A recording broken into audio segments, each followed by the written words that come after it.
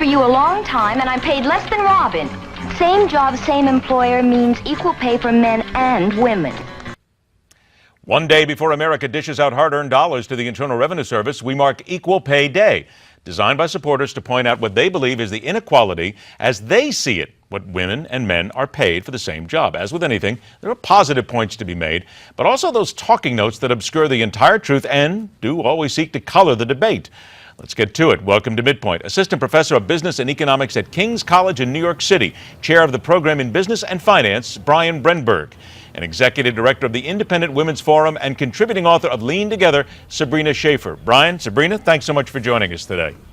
Thanks for having us. Good to be here. Bryan, let me start with you because here's a statistic that we always hear. Women do not make 77 cents to every dollar a man earns. We're told that it's true, they do, it's 77 cents, nothing else is different. Wait a minute, isn't this a fallacy?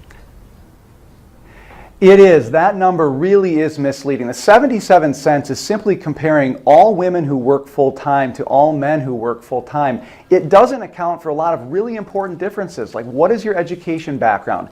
How long have you been on the job? How many hours a week do you work? When you factor in all those issues, that gap shrinks tremendously, maybe to around a nickel. By some estimates, that gap shrinks entirely. So the 77 cent number is very misleading, and as a result, it's framing the conversation the wrong way. We're talking about gender discrimination when we should really be talking about a more complex set of issues around life and career choices that women make. So Sabrina, let's start that conversation then about life and career choices. How do you then change this conversation and get people to believe that this is totally and undeniably a false statement? Here's the reality of it. How do we start? Well, the first thing to recognize is that, of course, discrimination exists from time to time, but we want to make sure it's clear to women, and I have 2 young daughters, and I want to make sure that they realize that discrimination is not lurking behind every corner, right? That when they go into the workplace one day, I don't want them to feel as though it's openly hostile toward women, and that's part of why this wage gap myth is so concerning to us at the Independent Women's Forum, is the message it tells women and girls today. But I think the more constructive part of the conversation is that we want to talk about how can we close the gap, or how can we shrink it? Is it even possible to? And I think it probably is a little bit if we talk to women and girls about the choices that they make. They may not change their behavior, but there are things that we can talk about, such as, what is it that you decide to major in? Are you going to be a history major like your mother? Probably not the best choice if you want to be, if salary is the most important thing to you. Are you going to take time out of the workplace? Are you going to negotiate for a higher wage? These are all things that women can do that gives them a lot of agency and control over their lives, and that's a very positive message for girls and women today. Bryan, I look at a Georgetown University Center on Education and the Workforce study that shows that men mostly go for college degrees that are high-paying. For instance, the number 1, petroleum engineering, 87% male. For women, counseling psychology, 74% female. You cannot pay the same for a petroleum engineer as you can for a counseling psychologist. So doesn't it come down to the choices you individually make?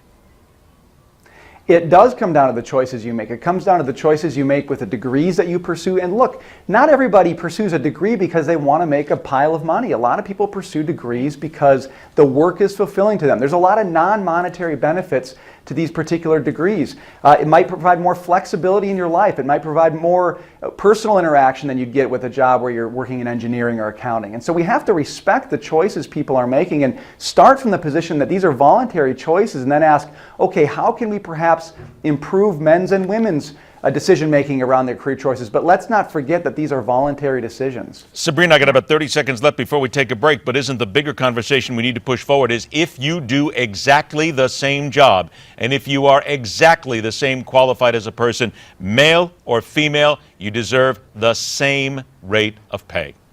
Of course. I mean, look, if there really is a woman and a man and they're doing the exact same job and they come at it with basically the same experience, and you feel like they're really being discriminated against, we have laws on the books that prevent, sort of baseless gender discrimination, and people should feel free to utilize those laws. But the more constructive way around this is to continue encouraging women to make the choices that are right for themselves. And as our other guest has sort of perfectly put it, these are important choices that men and women are making. We don't want, parity to become something that we ignore gender differences. And I would just add that, look, I took a look at the breakdown of students at MIT. And I tell you what, 1 second, Sabrina. Science... I got to put you on hold for 1 second because we got a hard break coming up here, but I'm going to let you finish that thought. We come back and also talk about the fact that, yes, sexism does exist and how to fight that as well instead of fighting a false narrative when MidPoint continues. Welcome back. Assistant Professor of Business and Economics at King's College in New York City, Chair of the Program in Business and Finance, Bryan Brenberg, and Executive Director of the Independent Women's Forum, contributing author of Lean Together, Sabrina Schaeffer. Sabrina, you were making a point. I'm sorry to interrupt you. Please, go ahead and finish.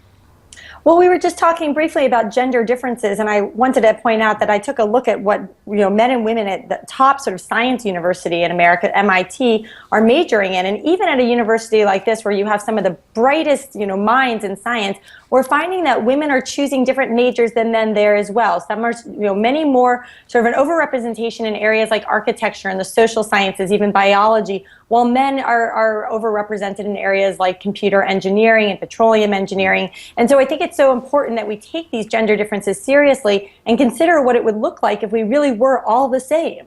Professor, let's not sort of shovel everything off to the side here, if you will, for a moment, because we do have to understand sexism does exist in the workplace. There is still discrimination in the workplace, even for people who are looking at the exact same job with the exact same amount of experience.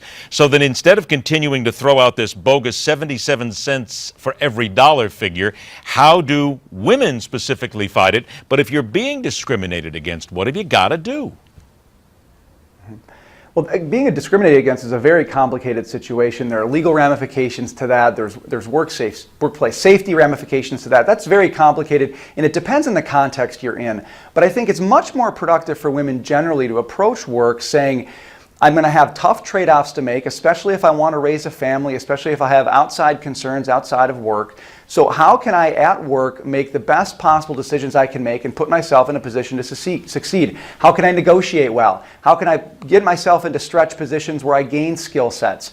How do I give and receive feedback well? These are the kinds of things that women and men, both of them, really need to do well in the workplace. And we're better serving women if we put the emphasis there instead of on, hey, when you get into the workplace, you're immediately going to hit a brick wall. That's just not true for most women. Isn't it an uncomfortable reality, though, Professor? And Sabrina, I'm going to ask you on this as well, that it doesn't make a difference, male or female, no matter what job you're in. You've got to work at it. You've got to earn it. You've got to fight for it, especially in today's job market. Correct, Professor?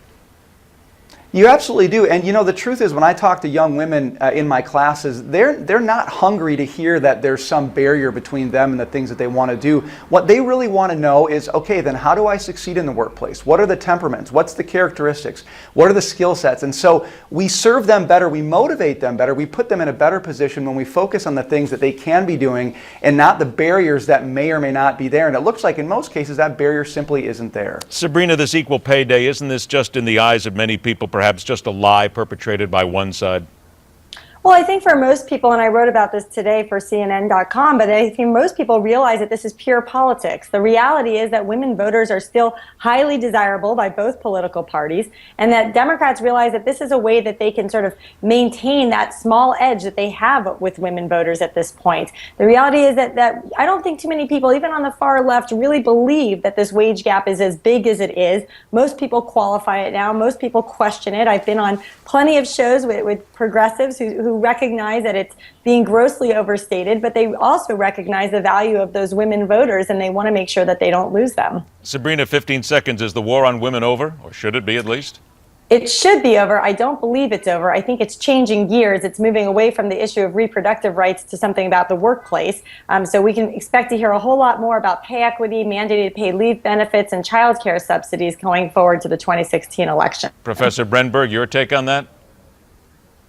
We should be focused on what we can do to help women put themselves into positions that succeed. It's much better to focus on skill sets, characteristics, experience, than it is to focus on barriers that probably aren't even there in the first place. And keep remembering, people, that 23-cent gender pay gap is the difference between the average earnings of men and women working full-time. It does not account, according to studies, for differences in occupations, positions, education, job tenure, or hours worked per week. Again, the devil is in the details, and that's where the truth is as well. Professor Bryan Brenberg, Sabrina Schaeffer, always a pleasure. Thanks so much for joining us. We appreciate your time. Thank you. Thanks so much. Thank you. All right, take care. The death of an unarmed man in Oklahoma at the hands of a pretend cop, and who is really to blame for putting the weapon in his hand. It is something that is capturing the nation right now as a discussion on law enforcement continues. Let's deal with some facts you may not have heard. Telling it like it is next.